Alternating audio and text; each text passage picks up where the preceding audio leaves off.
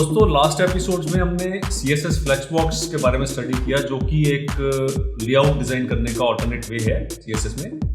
CSS flexbox की तरह ही एक और पावरफुल ऑप्शन है हमारे पास, CSS ग्रिड। CSS फ्लेक्सबॉक्स जहां की एक ही एक्सिस के अक्रॉस आइटम्स को प्लेस करता है, या तो हॉरिजॉन्टल एक्सिस या वर्टिकल एक्सिस। CSS ग्रिड जो है आइटम्स को रो कॉलम फॉर्मेट में लेआउट में प्लेस करता है।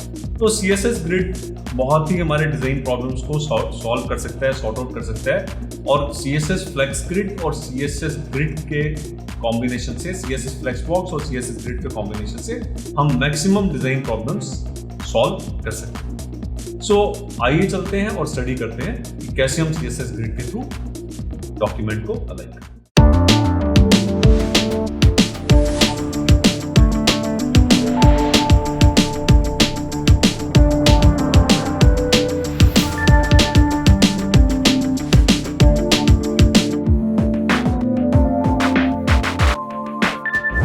स्टूडियो कोड में चलते हैं और डॉक्यूमेंट में हम एलिमेंट्स को एक ग्रिड में अलाइन करने का देखते हैं कि हम कैसे करें। तो पहले हम देख रहे हैं कि यहाँ पे हमारा एक रैपर डिव है जिसका क्लास हमने ग्रिड दे रखा है, और ग्रिड के अंदर के सारे जो आइटम्स हैं डिफरेंट डिव्स हैं बेसिकली। इसके अंदर हमने 5 डिव्स ऑलरेडी यहाँ बना रखे हैं और every div has a class grid item. So styling के थ्रू हम इसे प्लेस करेंगे ताकि ये रो कॉलम फॉर्मेट में हमें नजर आए। सो सबसे पहले हम इसका अभी तक का जो स्टाइल है वो देखते हैं और इसका क्या आउटपुट है वो हम स्टडी करते हैं। फिर आहिस्ता आहिस्ता हम इसकी ग्रिड में प्लेसमेंट करने स्टार्ट करेंगे। तो स्टाइल शीट में चलते हैं। यहाँ पे जो ग्रिड क्लास है उसका बैकग्राउंड कलर है एक स्पेसिफाइड, मार्जिन है और हाइट डिफाइंड है, और डिस्प्ले टाइप ग्रिड यहाँ पे गिवन है। ग्रिड आइटम जो है उसकी font family, font size, text align, background colour, width, line height और मार्जिन, ये प्रॉपर्टी सेट है। और इन प्रॉपर्टीज के बाद, ये स्टाइलिंग के बाद हमारा डॉक्यूमेंट कैसा नजर आएगा वो हम यहाँ पे देख रहे हैं। ये सभी के सभी आइटम्स हमें कॉलम में प्लेस नजर आएंगे, stacked one above the another, जो नॉर्मली डिव्स का कॉन्सेप्ट होता है, क्योंकि ये हमें पता है कि ये ब्लॉक एलिमेंट्स हैं। So every div occupies a space of itself. So display grid देने से ही ग्रिड का स्टाइलिंग अप्लाई नहीं हो जाता है। इसके बाद जो इंपॉर्टेंट प्रॉपर्टीज हैं, हमें इसका ग्रिड टेम्पलेट कॉलम्स और ग्रिड टेम्पलेट रो स्पेसिफाई करना पड़ता है, जिससे कि हमारा ये रोज और कॉलम्स में पूरा का पूरा कंटेंट प्लेस हो जाता है। सो ग्रिड टेम्पलेट कॉलम प्रॉपर्टी की वैल्यूज जो हैं वो ये डिफाइन करती हैं कि हमें कितने कॉलम्स चाहिए। इन केस हमें 3 कॉलम्स चाहिए और तीनों की हमें डिफरेंट डायमेंशन चाहिए, तो हम हर कॉलम की डायमेंशन स्पेस देके यहां पे स्पेसिफाई कर सकते हैं। 100 पिक्सल, 300 पिक्सल, 100 पिक्सल। तो हमारा जो डॉक्यूमेंट है उसके अंदर 3 कॉलम डिफाइन हो गए। ग्रिड टेम्पलेट रोज से हम इसके नंबर ऑफ रोज डिफाइन करेंगे। इन केस हमें 2 रोज चाहिए और उसकी हमें एक पर्टिकुलर डायमेंशन चाहिए, तो वो हम यहाँ पे स्पेसिफाई कर सकते हैं। जैसे मैंने 70 पिक्सल्स और 150 पिक्सल्स यहाँ पे डायमेंशन स्पेसिफाई कर दी। अब ये 2 CSS प्रॉपर्टीज देने के बाद मेरा जो डॉक्यूमेंट है, मेरा जो ये कंटेनर डिव है, जिसे मैंने कि ये स्टाइलिंग अप्लाई की, display grid, grid template columns, grid template rows, ये 3 कॉलम्स और 2 रोज के लेआउट के साथ डिफाइन हो जाएगा और इसके सारे एलिमेंट्स, इसके सारे आइटम्स इसी लेआउट में प्लेस कर दिए जाएंगे। तो हम देखते हैं, लेट्स सी। सो हम यहां पे देख रहे हैं कि जो फर्स्ट कॉलम है उसकी विड्थ जो है that is 100 pixel, second column की विड्थ थोड़ी ज्यादा है और थर्ड कॉलम की विड्थ भी अगेन 100 पिक्सल्स है।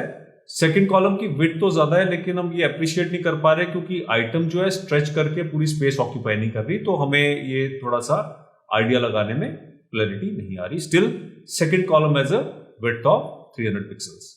और रोज की बात करें तो first row has a height of 70 pixels, second row has a height of 150 pixels.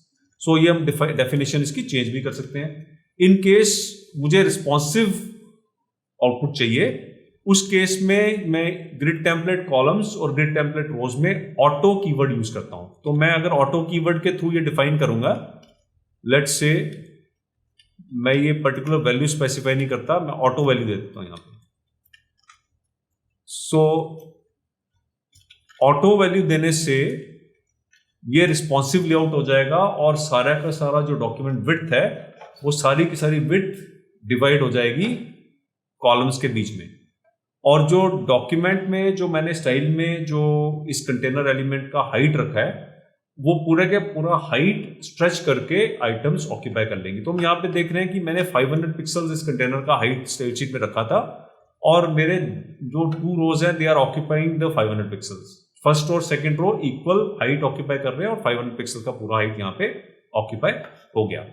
So ये ऑटो का ये बेनिफिट है कि रिस्पॉन्सिव है। जब भी मैं इसे रीसाइज करूंगा पेज को सो मेरा कॉलम विड्थ जो है वो इक्वली डिवाइड हो जाएगा तीनों कॉलम्स के बीच में।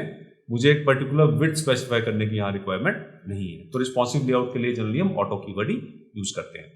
सो ऑटो कीवर्ड के बाद हम ऑटो कीवर्ड को मिक्स करके भी यूज कर सकते हैं। फॉर एग्जांपल मैं यहाँ पे फर्स्ट और थर्ड कॉलम को ऑटो रखना चाहता हूँ और जो सेंटर कॉलम है उसकी एक फिक्स विड्थ रखना चाहता हूँ तो वो भी कर सकता हूँ मैं। यहाँ पे फर्स्ट और थर्ड कॉलम ऑटो है और जो सेंटर कॉलम है सेकंड कॉलम वो 100 पिक्सल्स की विड्थ के साथ है। रीसाइज करके ये चीज हम एप्रिशिएट कर सकते हैं कि जो सेंटर कॉलम है वो फिक्स विड्थ लेके यहाँ पे रहेगा जितना भी मैं इसको डॉक्यूमेंट को रीसाइज करूंगा। सो इसी तरह से मैं यहाँ पे किसी भी कॉम्बिनेशन में ये ग्रिड और कॉलम का लेआउट डिफाइन कर सकता हूं। इन केस मुझे 3 रोज का लेआउट चाहिए सो मैं थर्ड कीवर्ड भी यहाँ यूज करूंगा और रिफ्रेश करूंगा तो अब मेरा ये 3 कॉलम्स 3 रोज का फॉर्मेट यहाँ पे क्रिएट यहाँ पे हो गया। सो अकॉर्डिंगली मुझे एलिमेंट्स भी इंक्रीज करने पड़ेंगे ताकि मैं ये 3 कॉलम्स और 3 रोज के फॉर्मेट को अप्रिशिएट कर सकूं। तो वो हम ऐड करेंगे तो हम ये अप्रिशिएट कर सकते हैं। लेट अस से मैं कुछ एलिमेंट्स यहाँ पे कॉपी पेस्ट करके इंक्रीज कर देता हूँ। So let me add 3 more elements to this particular container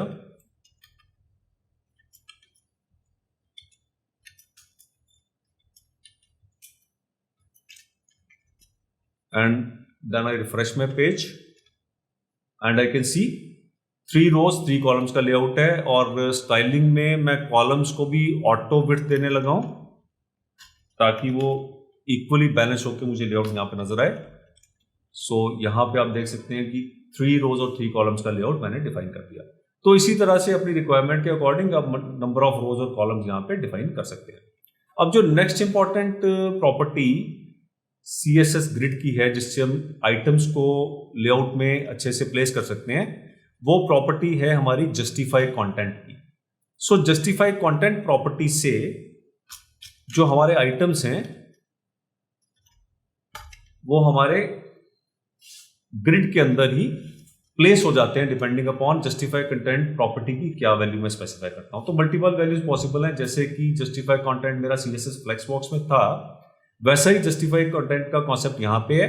अब एक चीज हमें नोट करनी है कि जब मैं ये जस्टिफाई कंटेंट की वैल्यूज देता हूं तो ग्रिड टेम्पलेट कॉलम में मैंने क्या स्पेसिफाई किया है ये उसको ओवरराइड कर देता है। सो ग्रिड टेम्पलेट कॉलम में अगर मैं ऑटो या कुछ भी पिक्सल्स की विड्थ मैंने कॉलम की दे रखी है तो जस्टिफाई कंटेंट की प्रॉपर्टी उसे ओवरराइड कर देती है और मेरे कॉलम्स जस्टिफाई कंटेंट की प्रॉपर्टी की वैल्यू के अकॉर्डिंग ही बिहेव यहां पे करते हैं। सो मैंने देखा कि स्टार्ट वैल्यू है एंड वैल्यू है डिफरेंट वैल्यूज में लगा के यहाँ पे उसका इफेक्ट यहाँ पे देख सकता हूँ ग्रिड के ऊपर। फिर सेंटर है स्पेस इवनली है और स्पेस अराउंड है।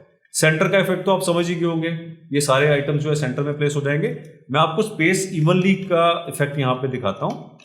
स्पेस इवनली का इफेक्ट क्या है कि जो आइटम्स हैं उनके आप देखेंगे जितनी स्पेस बीच में है फर्स्ट कॉलम से पहले स्पेस फर्स्ट कॉलम के बाद में सेकंड कॉलम के बाद में और थर्ड कॉलम के बाद में जो स्पेस है ये सारी स्पेस जो है ये आप देखेंगे इक्वल है विड्थ में। सो स्पेस इवनली का इफेक्ट ये है कि हमें जो भी वाइट स्पेसेस हैं वो इवनली डिवाइड हो जाती हैं डॉक्यूमेंट में विड्थ वाइज इवनली डिवाइड हो जाती हैं।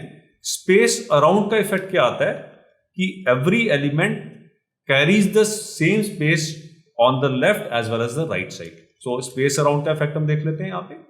सो पहले कॉलम के लेफ्ट में और राइट में उतनी स्पेस है, सेकंड कॉलम के लेफ्ट में और राइट में उतनी स्पेस है और थर्ड कॉलम के लेफ्ट और राइट में भी उतनी स्पेस है। सो ये स्पेस अराउंड का इफेक्ट है। सो जस्टिफाई कंटेंट की तरह ही अलाइन कंटेंट करके प्रॉपर्टी है। अलाइन कंटेंट भी आप करके देख सकते हैं अलाइन कंटेंट से वर्टिकल अलाइनमेंट का इफेक्ट क्रिएट होता है। अगर अलाइन कंटेंट हम स्टार्ट देंगे तो जो आइटम्स हैं इनकी विड्थ जो है ये रिड्यूस हो जाएगी और ये स्टार्ट में सारे के सारे आइटम्स प्लेस हो जाएंगे। अलाइन कंटेंट अगर मैं सेंटर देता हूं तो जो आइटम्स हैं वो सेंटर में प्लेस हो जाएंगे। अलाइन कंटेंट एंड देता हूं तो आइटम्स एंड में प्लेस हो जाएंगे। स्पेस बिटवीन देता हूं तो इक्वल स्पेस यहां पे बिटवीन आ जाएगी आइटम्स के। स्पेस बिटवीन देके देखते हैं हम। सो इक्वल स्पेस आइटम्स के बीच में आ जाएगी और स्पेस इवनली और स्पेस अराउंड वैसे बिहेव करेंगे जैसे कि जस्टिफाई कंटेंट में बिहेव करते हैं। सो ये डिफरेंट कॉम्बिनेशंस जस्टिफाई कंटेंट और अलाइन आइटम्स के लगा के आप ग्रिड के आइटम्स को डिफरेंट लोकेशन में अपनी रिक्वायरमेंट के अकॉर्डिंग प्लेस कर सकते हैं। तो रिफ्रेश करते हैं। अब मैंने यहां पे जस्टिफाई कंटेंट यहां पे स्पेस अराउंड दे रखा है और अलाइन कंटेंट सेंटर दे रखा है। दोनों को सेंटर देंगे तो क्या इफेक्ट आएगा वो भी एक बार देख लेते हैं। सो इस तरीके से CSS फ्लेक्स ग्रिड के अंदर, CSS ग्रिड के अंदर आप अपने आइटम्स को कहीं भी अपनी रिक्वायरमेंट के अकॉर्डिंग प्लेस कर सकते हैं। सो अब हम चलते हैं एक दूसरे एग्जांपल पे, एक कुछ दूसरी प्रॉपर्टी स्टडी करते हैं। तो मैं दूसरा एक डॉक्यूमेंट ओपन करने जा रहा हूं और उसकी स्टाइल शीट भी डिफरेंट है। अब हम बात करेंगे यहां पे ग्रिड गैप के बारे में। सो ग्रिड गैप एक प्रॉपर्टी है जिससे हम कंट्रोल कर सकते हैं कि आइटम्स के बीच में कितना गैप हम देना चाहते हैं। So let's work on this property. So अब मैं जो दूसरा डॉक्यूमेंट है उसको मैं ब्राउजर में आपको रिफ्रेश करके दिखाता हूं और फिर हम डिस्कस करते हैं। सो ये हमारा दूसरा डॉक्यूमेंट है। इसके अंदर भी हमारा जो CSS ग्रिड है और उसके अंदर 5 आइटम्स हैं और इससे हम ग्रिड गैप के थ्रू कंट्रोल करने जा रहे हैं। तो हम स्टाइल शीट में चलते हैं और हम देखते हैं कि जो हमारा कंटेनर डिव है उसका display grid template columns auto auto auto, grid template rows auto auto, और एक ग्रिड गैप हमारी यहां पे CSS प्रॉपर्टी दे रखी है। इसे फिलहाल हम कमेंट कर देंगे और हम ग्रिड कॉलम गैप और ग्रिड रो गैप प्रॉपर्टी को स्टडी करते हैं। सो ग्रिड टेम्पलेट कॉलम के साथ ही एक प्रॉपर्टी है। मैंने डॉक्यूमेंट को डिफॉल्ट पे रीसेट कर दिया। ग्रिड गैप प्रॉपर्टी मैंने यहां से रिमूव कर दी ताकि हम इसे स्टडी कर सकें। So grid column gap property से ग्रिड के कॉलम्स के बीच का गैप मैं डिफाइन कर सकता हूं।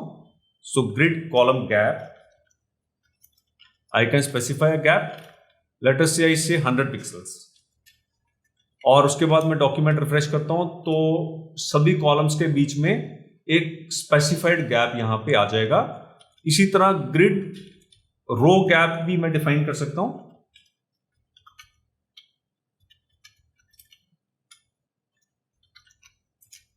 सो लेट अस से मैं ग्रिड रो गैप 200 पिक्सल्स देता हूं। सो जो आइटम्स हैं वो रीसाइज हो जाएंगे और दोनों रोज के बीच में स्पेसिफाइड वाला गैप यहां पे क्रिएट हो जाएगा। अगर मैं गैप बढ़ा देता हूं तो आइटम्स फिर से रीसाइज होके they will grow smaller in size, और गैप को मैं कम या ज्यादा यहां पे कर सकता हूं। जितनी भी मेरी रिक्वायरमेंट है उसके अकॉर्डिंग मैं गैप यहां पे लगा सकता हूं। सो ये हमारा रो गैप है, कॉलम गैप और रो गैप। और कॉम्बिनेशन में अगर हम ये देना चाहते हैं तो हम एक सिंगल शॉर्ट हैंड प्रॉपर्टी से ये सेट कर सकते हैं grid gap. Grid gap property में जो पहली वैल्यू है that specifies the row gap and second value specifies the column gap. So जैसे मैं ग्रिड गैप प्रॉपर्टी देने चाहता हूं यहां पे। सो पहले मुझे रोज के बीच में गैप बताना है कितना चाहिए मुझे, और फिर मुझे कॉलम्स के बीच का गैप बताना है मुझे कितना चाहिए।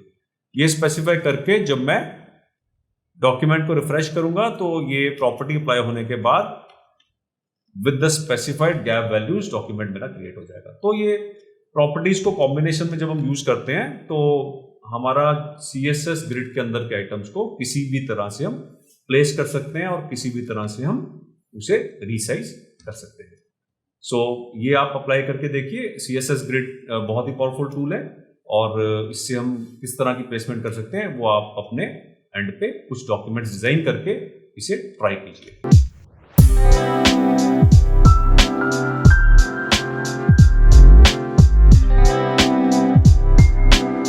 दोस्तों आपको ये वीडियो पसंद आया तो लाइक बटन हिट करें, चैनल को सब्सक्राइब करके बेल आइकॉन पर क्लिक करें ताकि फ्यूचर वीडियो अपडेट्स आप तक पहुंचते रहें। दोस्तों अगले वीडियो में हम स्टडी करेंगे कि कैसे हम CSS ग्रिड में रो और कॉलम स्पैन करके कॉम्प्लेक्स ग्रिड स्ट्रक्चर क्रिएट कर सकते हैं।